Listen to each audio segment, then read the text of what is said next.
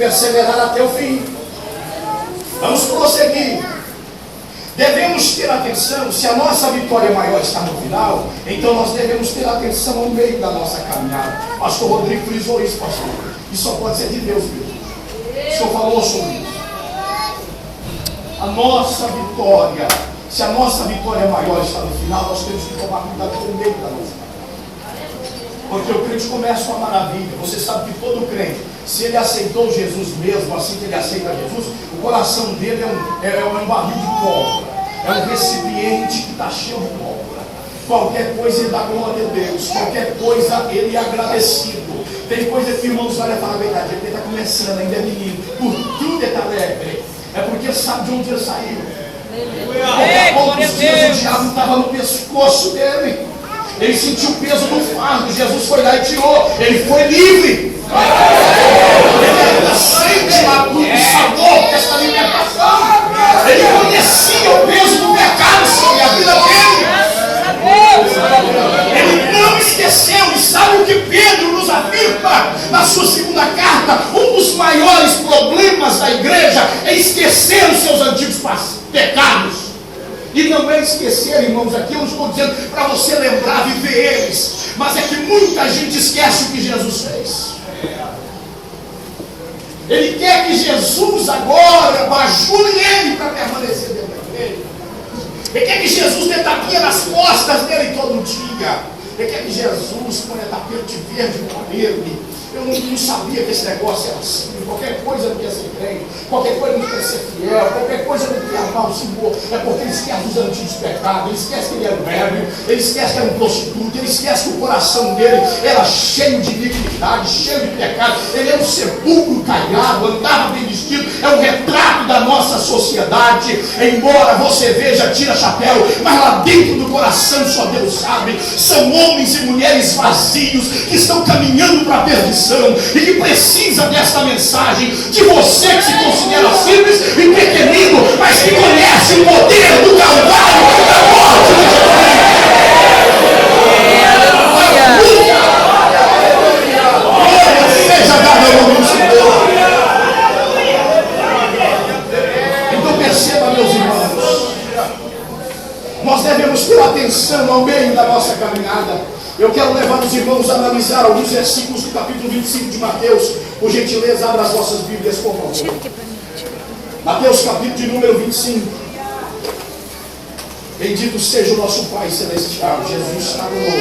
Glória a Deus. Glória seja dada unicamente ao nome de Jesus. Os irmãos encontraram? Deixa a sua Bíblia aberta, por favor, rapidamente. Nós vamos observar, irmãos. Em relação a essa questão, nós vamos observar. Antes de entrar aí, tenha atenção uma coisa, nós vamos ver Saul começou bem, mas no meio da caminhada, ou no caminhar, porque nem sequer chegou no meio. Algum tempo depois, descanhou, como dizia meu velho pai, descanhou. Sansão começou com uma maravilha, viu só como é que começou o negócio? Mas no meio embaraçou com tanta coisa. Quantos homens? Salomão começa impressionando todo mundo, mas vai envelhecendo. Olha o que acontece com o homem. Quantas pessoas que nós conhecemos, que tivemos eles como um padrão para nós. O padrão maior é Cristo, nós sabemos. Mas que hoje já não são mais, e já não representam mais para nós o que um dia representaram. Nós devemos ter muita atenção ao meio da nossa caminhada. Mais ou menos no meio a gente cansa. Você viu, você está lembrado daquela trajetória de Jesus para atravessar o lago da Galileia? A Bíblia diz que já era tarde. E Jesus falou, atravessemos o lago. E os discípulos entraram com Jesus. Aquele lago, irmãos, era comprido. Ele tinha cerca de 21 quilômetros. Saindo daqui para lá, de comprimento, Jesus põe os discípulos lá, eles vão. Jesus vai dormir, mas lá no meio, mais ou menos lá para o meio, a tempestade chega. Cansados do dia, cansados de remar à noite, porque lá tinha que remar. E a tempestade chega, e quando chega, o barco quase afunda. Não afundou porque Jesus estava lá dentro. Nós temos que ter muita atenção no meio da nossa caminhada. Vamos observar aqui, a Bíblia retrata para nós as 10 virgens. E eu quero fazer uma colocação bem rápida, você pode conferir aí na sua Bíblia. As horas não nos esperam, deixa eu correr. Aqui a Bíblia nos mostra 10 virgens, já distingue 5 de 5, 5 nécias, 5 prudentes. E nós vamos observar, embora sendo nécias, descuidadas, relapsas, desorganizadas, no que diz respeito ao que não deveria, era aquilo de deixar as coisas para a última hora. E na última hora, às vezes não dá tempo da gente fazer. Você sabe que quem deixa de organizar as coisas para a última hora, às vezes viaja e deixa alguma coisa para trás. Oh, meu Deus, esqueci, ficou a viagem 2 meses de antecedência, mas deixou para arrumar 1 hora antes de sair. Alguma coisa ficou para trás. Isso acontece sempre com a gente. Nossa vida espiritual, somos avisados todos os dias que nós estamos caminhando e que Jesus está vindo aí, embora sendo nécias. É interessante, a Bíblia diz que eram virgens, embora sendo nécias. Isso representa, tipifica nós, porque os irmãos sabem muito bem que antes de Cristo era uma coisa, mas depois de Cristo nós tivemos acesso a esta graça. Só que Paulo escreve em 2 Coríntios: minha preocupação é que vocês recebam a graça em vão. A graça, a Bíblia apresenta como sendo fonte de 7 coisas, pelo menos. Nós é que não temos atenção a isso. Nós é que não pensamos sobre isso. Se nós tivéssemos atenção, eu vou afirmar os irmãos apoiados na Bíblia, nossa vida espiritual seria melhor. Nossa vida espiritual seria melhor. Então vejamos. Elas eram virgens, nécias, mas eram virgens. Não se ofenda comigo não, mas tem os crentes nécios, mas são crentes. Eles aceitaram Jesus. O nome deles está lá na secretaria. Eles têm cartão de membro como a gente. E eles falam em línguas também. Eles conhecem as virtudes do porvir. Aquilo que a Bíblia diz em Hebreus, eles conhecem, virtudes do porvir. Tem alguns que até profetizam. Tem alguns que pregam. Tem alguns que cantam, mas não cuidam da vida como deveriam cuidar. Exemplo dessas 10 virgens, ou dessas 5 virgens. Interessante. Eram virgens, tinham lâmpadas também. Nenhum de nós naquele dia vamos poder dizer para o Senhor: mas o Senhor não me deu os acessórios. Todos têm. Para a sua caminhada você tem, para a minha caminhada eu tenho, e eu tenho que cuidar. É você que tem que cuidar. Elas tinham lâmpadas. Ou seja, a lâmpada representa a possibilidade de não viver uma vida debaixo da sombra de alguém. Elas não dividiam lamparinas. Isso é individual. A gente tem que caminhar. Por isso que eu disse aos irmãos que o texto é forte, porque ao falar sobre o esfriamento do amor, Jesus disse assim: e por se multiplicar a iniquidade, o amor de muitos esfriará. Mas quando ele usa o plural, mas quando ele vem para a questão de perseverar, ele usa o singular. Mas aquele que perseverar até o fim será salvo. Isso é individual. Caminhe pela sua fé. A fé foi dada a cada um de nós. Tem muita gente caminhando debaixo da sombra dos outros. Meu pai partiu para o Senhor. Se eu caminhasse debaixo da sombra dos outros, eu estava como Isaías, lamentando a morte do rei. Meu pai foi. Até hoje eu sonho, às vezes, com meu pai. Deus sabe o quanto amo, mas ele está com o Senhor. Eu preciso continuar. Antes de partir, ele disse para o Elias e para o Wilson, que estiveram lá, ele disse para eles: se quiserem me ver, diga para os meus filhos todos, porque alguns estavam atrapalhados, infelizmente tem uns 2 que ainda estavam. Ele mandou dizer: diga para eles, se quiserem me ver um dia, organize a vida com Jesus. Organize a vida com Jesus. Ele está dizendo: eu estou seguro.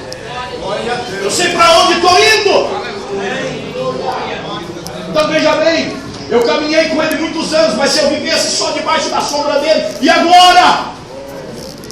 O que ele passava eu passo hoje. Como ele perdia até noites de sono, eu perco hoje. Como ele chorava, e muitas vezes não me chorar, eu também choro hoje. Mas ele tinha uma lamparina e Deus me deu uma. Eu preciso manter a minha acesa. Você é responsável por manter a sua acesa. Eu tenho dito, Deus é soberano, mas o homem é responsável. A graça não nos isenta da nossa responsabilidade e dever para com Deus. A graça nos proporciona, nos facilita tudo, mas não exclui de nós a nossa responsabilidade e o nosso dever. Eu, você, nós temos deveres. Nós temos deveres. Então vejamos, elas tinham lâmpada. E mais do que lâmpada, ainda uma coisa, elas tinham azeite. Porque a Bíblia, isso significa, tinha acesso ao azeite, irmãos. Glória a Deus. Irmãos, elas tinham tudo para prosseguir. Elas tinham tudo para chegar ao final. Virgens, moranesas, virgens, lamparina. E tinha um azeite. Deixa eu fazer uma pergunta a vocês. Olha para cá, Davi, por favor. Isso é para nós refletir. Onde elas pegaram aquele azeite, não tinha mais? Onde elas pegaram aquele, não havia mais. Olha o problema dessas pessoas que só andam no cheiro. Eu falei isso lá com os obreiros na semana passada. A semelhança desses carros aí que só abastecem 5 euros. Qualquer hora deixa aqui no meio do caminho. É 5 euros. Vai abastecer amanhã, não vai, então abastece 10, 20, 30, não sei. Abastecer de cima. Só na base do cheiro, uma hora fica no caminho. Há muitas pessoas com aspecto espiritual que estão assim. Que o material está bem, tem rebote, que alguém também socorre. Mas e no sentido espiritual? Só ora, irmãos. É mentira. Como disse o pastor Rodrigo, que é aquela coisinha desse tamanho. Só ora isso. Isso é só para o gasto. Já sabe que o gasto hoje é esse, então é só isso, tá bom? Basta cada dia ser mal. Eu vou orar hoje só para o dia de hoje. Oi, irmãos. Eu sinceramente, eu vim dentro do carro dizendo para minha esposa e a minha sogra estava lá. Eu estava dizendo, a misericórdia de Deus ela influencia muito na nossa salvação, senão eu vou dizer uma coisa para vocês. Com os crentes, irmãos, incluindo a minha pessoa, com as pessoas dos dias de hoje, irmãos, se não for misericórdia. Ah, se não for misericórdia. É que a misericórdia de Deus influencia muito na nossa salvação. Ah, se não for misericórdia. Eu estava olhando ontem o caderno de oração da igreja, meu Deus. Eu percebi eles deixaram a igreja aberta, quer ver? Eu vou lá fechar. Antes de vir para a igreja, eu fui lá, cheguei lá, dito e feito, fui fechar a igreja. Aí entrei para dentro, para conferir se estava tudo bem lá dentro. Se não tinha um indivíduo lá orando, de repente tem alguém aqui. Gritei lá, não tinha ninguém. Aí eu peguei o caderno de oração, fui orar, fui ver. Melhor dito, tinha estado lá no período da manhã, no nosso período. Aí eu fui ver, meu Deus do céu, cadê isso, cadê isso, cadê isso? Meu Deus do céu! Cadê esse povo em casa? Cadê esse povo passeando? Irmãos, pensar. Quem manejar aqui na casa? Quem é que permanece ou persevera naquele nível de oração? Quem é que nas caladas da noite ainda geme?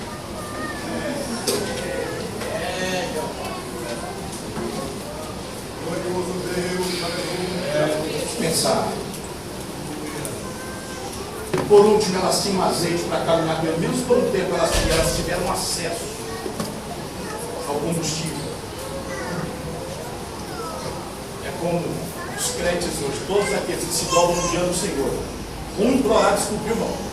Ruim para orar mesmo, aquela coisa esquisita. Mas ele dobra lá e Jesus é misericórdia, vai lá e coloca um pouquinho dentro do coração. sai da mala e pastor, pastor.